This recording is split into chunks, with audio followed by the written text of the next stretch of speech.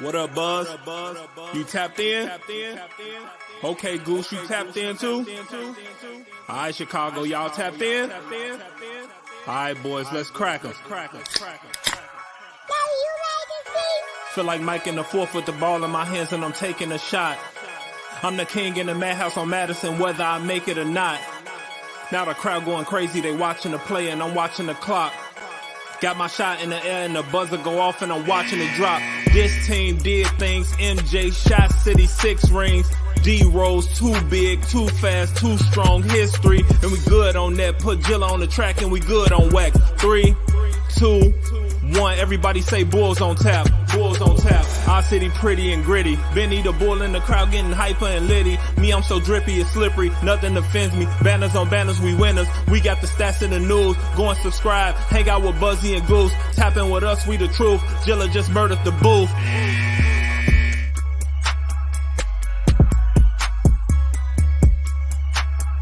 Ladies and gentlemen, welcome to Bulls on Tap. I am your boy Buzz, and I am joined by absolutely nobody because tonight's Goose is taking a personal day. So it's just me. I'm going to do a little podcast. It's not going to be long because, honestly, I just want to play some video games and relax after that Chicago Bulls victory. Before I get into this one, the Bulls did beat the 76ers tonight, 126-112. Be sure you're going on tapsportsnet.com for all your Chicago sports literature and podcasting needs. It's not pickle juice time, Chai sports fan. It's not, because I'm alone right now. And I don't want to. But you interrupted my monologue, my opening monologue. I'm going to Shannon Sharp you. If you didn't get that reference, it's when he almost smacked Skip Bayless. But be sure to go on tapsportsnet.com for all Chicago sports literature and podcasting needs. Following us on Twitter at Bulls on Tap and on Tap Sportsnet. Follow my dude Goose at Bulls Scripted, me at Buzz on Tap. Anywhere you can listen to podcasts, you can listen to us, 5-star rating and review, because that's cool and tough. Also, if you're watching on Facebook or Twitter, go over to the YouTube on Tap Sportsnet YouTube channel. Hit the subscribe button, hit the little bell. Anytime we go live, you'll be notified. Hey, the Bulls won tonight, man. The Bulls won tonight. See, we got our guys in here, which I'm very thankful for. Thank you, because I don't want to talk to myself and by myself. I've done this before. It's not that big of a deal, but, I'm glad to actually have people in here. The Bulls went into a game where they started off a little lackadaisical. I'm going to use that word. That was one of their words from earlier in the season. I believe that was against Houston. They used that. They took them. They were, lackadaisical against them. Bulls came out in Philly and had a bad first quarter, then turned it around from there. Didn't lose a quarter after that, except the fourth, but by only 1 point. Bulls win this 126-112. I think story of the game, which they should have been pounding this the whole time, got away from it a couple times, was Vucevic. He had 19 points, went 8 for 14 from the field, 2 for 3 from downtown. He only shot 1 free throw, which is, I guess it's not super surprising because they weren't really utilizing his size as much as I thought they would in his 36 minutes. But he finishes with 19 points, 18 rebounds, 10 assists, 2 blocks for Vooch. Zach LaVine, huge night. He took 19 shots, 13 of them were three-pointers. He had 11 of those. That is a season high for Zach LaVine. 11 three-pointers made. He finishes with 41 points. 6 assists, 2 rebounds, 2 steals, 1 block. DeMar DeRozan had a very uncharacteristic DeMar DeRozan game. He scored only 12 points on 4 of 13 shooting. He did have 6 assists and 5 rebounds, 1 steal and 1 block. Kobe White gave us some good contribution there in the fourth quarter, hit 2 big three-pointers. He finishes off with 9 points on the night. Now, the 76ers were without Joel Embiid tonight, but we've seen the Bulls get trapped like this before when an opposing team's best players out of the game and they take them lightly and then they lose. Thank God that did not happen tonight. And they were able to, fight through whatever they had to fight through to get the win, which, hey, I'll take it. I felt like they did pretty good against the 76ers, even though the 76ers, you really seen how small they really are between Drummond and Vucevic against those guys. Even though Drummond only got 8 minutes in this game, I thought there would be a clear rotation when Vuce would come out. I thought Drummond would go in. Even with that small lineup, I wasn't too worried about anybody Philly had out there outside of really Maxey, Harden, and Harris, which aren't really big guys. Montrezl Harrell gave them a huge game off the bench. He was 8 for 12. He had 17 points and 4 rebounds. But yeah, I wasn't too worried about anything that transpired there. Again, Embiid did miss the game, but the Bulls broke their 12-game losing streak against the 76ers tonight, which is really awesome, actually, because they're 0 not only are they 0-12, against Joel Embiid, but they had lost the last 12 in a row to Philly, and they lost 14 out of their last 15 to them. So tonight that they broke that. They finally broke that little streak that Philly had against them. Bulls, like I said, they came out, played a good game. Defense could have been a little bit more crisp, but I did like the fact that the ball was not sticking as much. They did have 33 team assists tonight on 48 made baskets. They shot absolutely lights out from the field. They were at 57%, 48 for 84. From three-point land, they actually attempted 34. Their season average is 28. And they shot 20 of 34 from behind the three-point line for 58.8%. Sucked ass on free throws. And that was something that I was actually watching the game with my dad. He lives right down the street. I was over there with him and the kids, and we were watching the game. And it was the first thing I said to him, like, they're blowing. They started off 0 for 5 from the free throw line. Free throws win games. I really don't care what anybody says. I feel like they do. I know that's like a middle school coach telling you that, but I still feel like that's the case. But they went 10 for 17 from the free throw line, 58.8%. They shot the same percentage from the three-point line that they did the free throw line. Let's clean that up for next game. Hit your free throws. It's very important to do that. Rebounding, they out-rebounded Philly 45-38. So, again, we'll take that. They did, again, Embiid not playing. The Bulls only turned the ball over 11 times, but Philly only turned it over 7 times. And as the title of the episode is, the Bulls are streaking, which is absolutely amazing considering what was really going on. They have now won, 2 games in a row. So we're going to be looking for 3 games in a row against Utah tomorrow night on a back-to-back. We weren't going to actually do an episode tonight because Goose had some shit going on, and we were just going to do a double episode, but I felt the game was so good. I didn't know if you guys wanted to hop in the comments and talk a little shit. I know my guys here. Will you stop with the fucking pickle juice, man? Not yet. Not yet. We got to do something. We got to do something of note. This was huge. Don't get me wrong. This was a big win. Even though Embiid was out, it was still a big win. You went in there and you did your job. This could have been a game where you took them lightly and you lost, and you didn't do that. But they do have Utah up next, and that's tomorrow night at the United Center, so back home for the Bulls. Utah is 20-21. They've lost a couple close games. I believe they lost their last. They won against the Rockets the other night where Lauri Markkanen had a career-high 49 points. Old friend Lauri Markkanen had 49 points. But the last 3 games before that against the Warriors, the Kings, and the Heat, it was the Kings twice and then the Heat. The last 3 games before that Rockets win, they only lost by a combined 15 points in those 3 games total. So Utah is still playing some good basketball. I think that, the Bulls, again, they can't take them lightly. Utah's got some stretch bigs, Kelly Olynyk, Lauri Markkanen. They have a pretty good roster over there. Jordan Clarkson. They have Mike Conley. They have some good guys over there. They have that young man out of Auburn, Walker Kessler, too, who gets some decent minutes at the center position. And then they have Jared Vanderbilt, who I know there's a lot of people I've talked to about Vanderbilt that people would love to see him in Chicago, which wouldn't be a bad thing, right? We got our boy Drew in the comments. Drew, Zach LaVine had to be licking his chops with Matisse. Yeah, that was weird, Drew. I'm glad that you brought that up. I thought that they would kind of exploit that a little bit because Thibault's always given Zach a little bit of a hard time. So I'm not really sure what Doc Rivers' thought process was on that. But, hey, I mean, if you look at the career numbers, they're not great against Thibault if you're LaVine. So kind of odd to me as well. I'm just glad that they were able to take advantage of everything and get the goddamn win. We have Utah, like I said, tomorrow, and then we have Boston after that. This schedule kind of falls back down to a little bit of earth. It's not as tough as it was. There's still some tough opponents in there, but it's not as hard as it has been all season long. So, Drew, I know you're in the comments, Chai Sports fan. I know you're in there too, but with that win, what are the Bulls against the top 5 Eastern Conference teams now? Is that 9-1 or is it 10-1? Or is it not? I think it's 9-1. It's 9-1 or 10-1, I think, against those teams. And I mean, it's such a weird season. I was listening to the Bulls Talk podcast today. I actually love that podcast. If you don't listen to that, admittedly, I'm not a huge podcast guy, which is funny, kind of ironic. But I love the Bulls Talk podcast. I think Tony Gill, Rob Schaefer, and KC do a really good job on that show.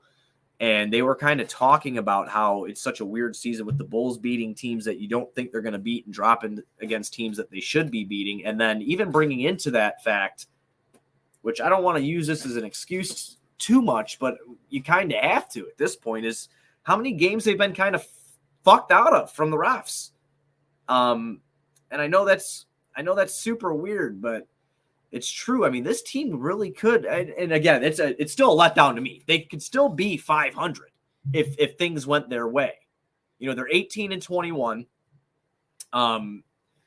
You still have to climb back a little bit, but it's not out of the realm of possibility that they can turn this around if they start playing like they have been lately. They're now they're the 10th seed right now, and honestly, dude, they're only 4 games out.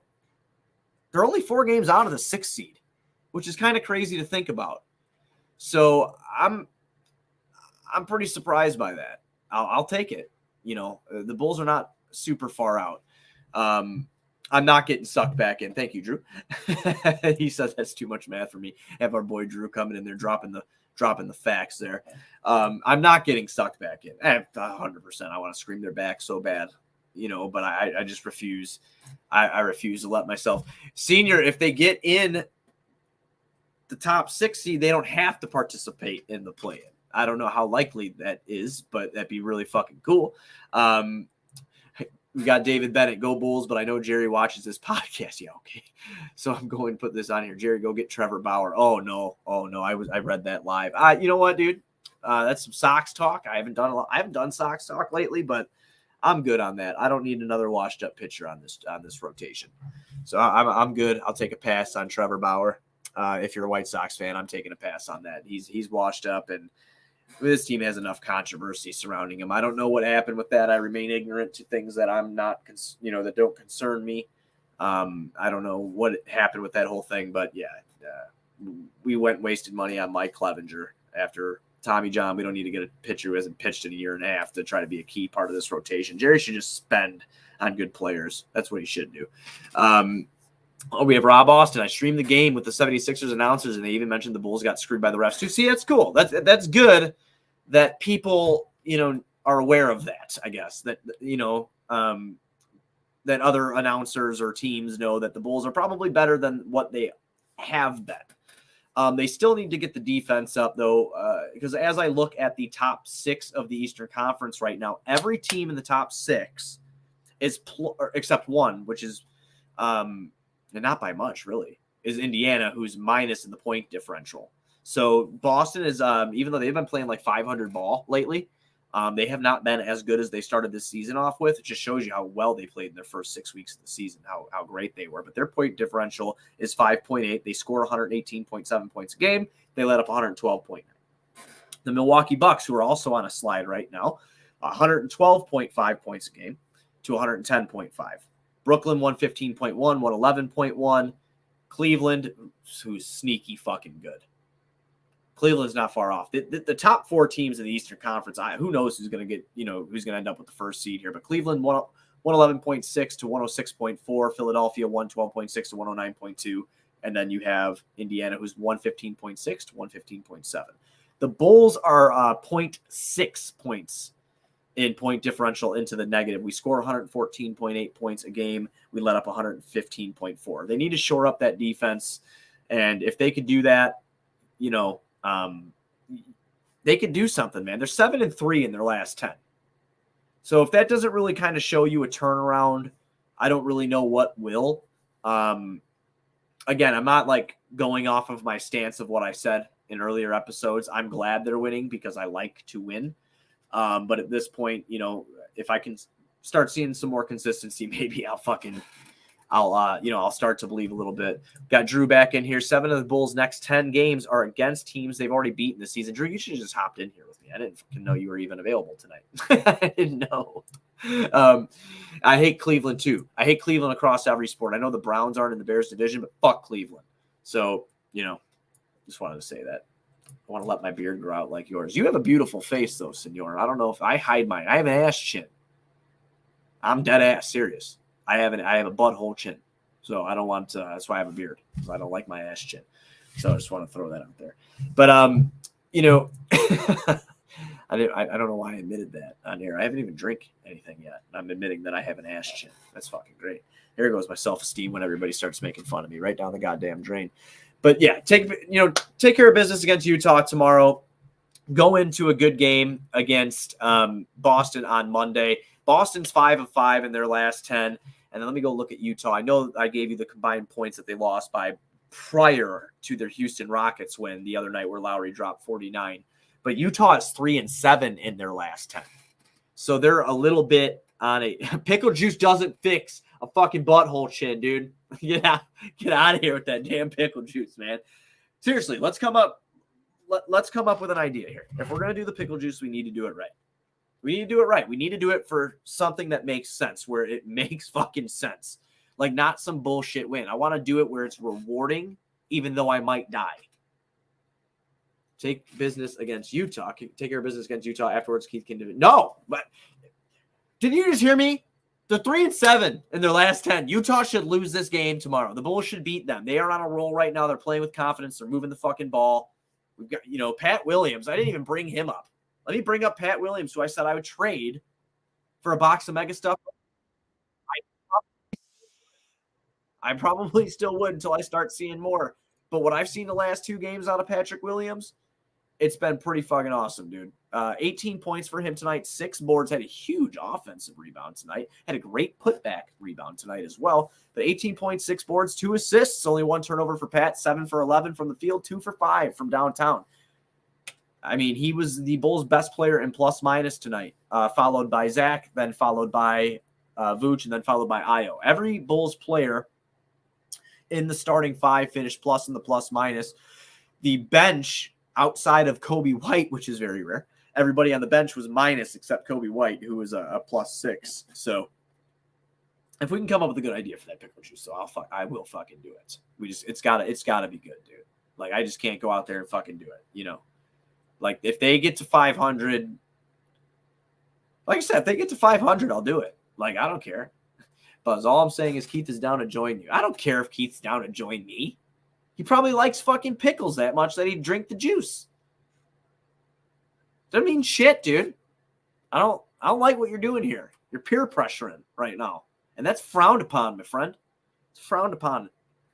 Goddamn peer pressure to drink. It's inevitable. May as well get it done ASAP. It's not inevitable. We don't know what's going to happen, but I would love for it to happen. If I have to drink the pickle juice because they fight their way back to 500, then that's what I'm all about. I rambled for 17 minutes and 41 seconds. Thank you guys for coming in here. These solo shows are tough just to peel back the curtain because when you don't have anybody to talk to or bounce ideas off of, it gets a little sketchy and then you don't know if you're talking too much or not, which I feel like I'm starting to do now. So that's a good place to cut it. Again, great win for the Bulls tonight. Goose and I will be back tomorrow night. He is available tomorrow night. So we will do the Utah's Jazz game after the Bulls play the Jazz. Everybody be sure you're going on tapsportsnet.com for all Chicago sports literature and podcasting needs. Following us on Twitter at Bulls on Tap, at On Tap Sportsnet. Following me at Buzz on Tap. And don't forget to follow Goose at Bulls Scripted. Anywhere you can listen to podcasts, you can listen to us. 5-star rating and review because that's cool and tough. Senor, Rob, Drew, Chi Sports fan, all you guys that hopped in, David, into the comment section. Appreciate it, man. We'll see you tomorrow night. Let's get a fucking dub and let's go.